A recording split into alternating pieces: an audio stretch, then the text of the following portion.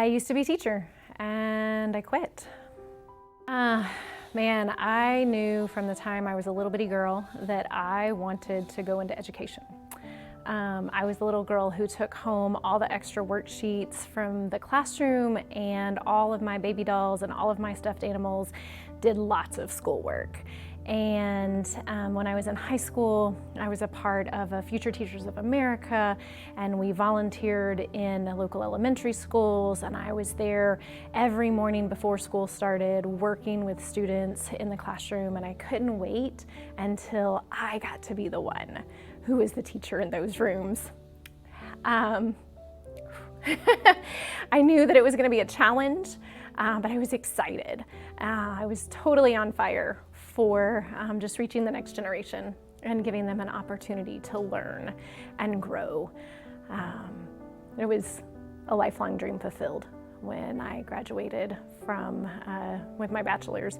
And then I had an opportunity to go back and get a master's. I got to be a pre-K teacher, and I thought I had the best job in the world. Man, turns out I was not prepared for what teaching really was. There were so many things I was unprepared to handle. I didn't know how to handle hard conversations with parents. I didn't know what to do with big behaviors from kiddos. And when there were challenges in the classroom, I had zero tools at my disposal.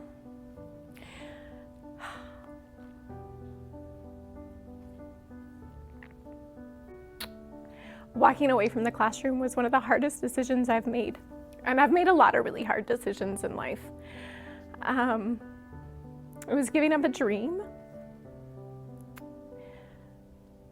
It was giving up what I thought was my calling.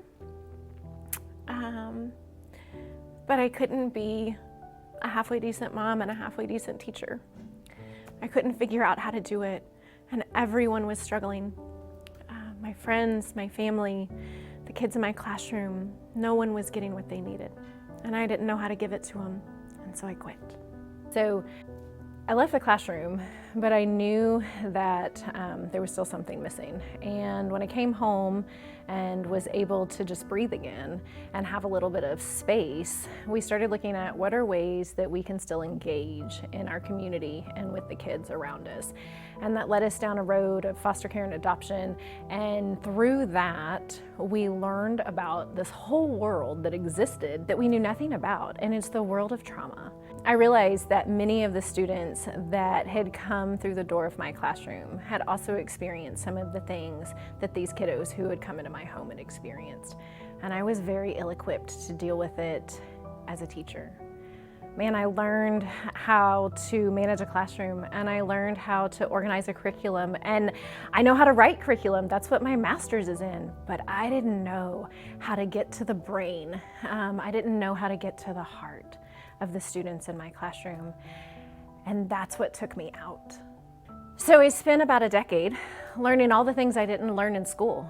Learning about brain science, learning about regulation, learning about resourcing and resiliency. And I knew I wanted to do something with it. I just didn't know what. And then gap relief.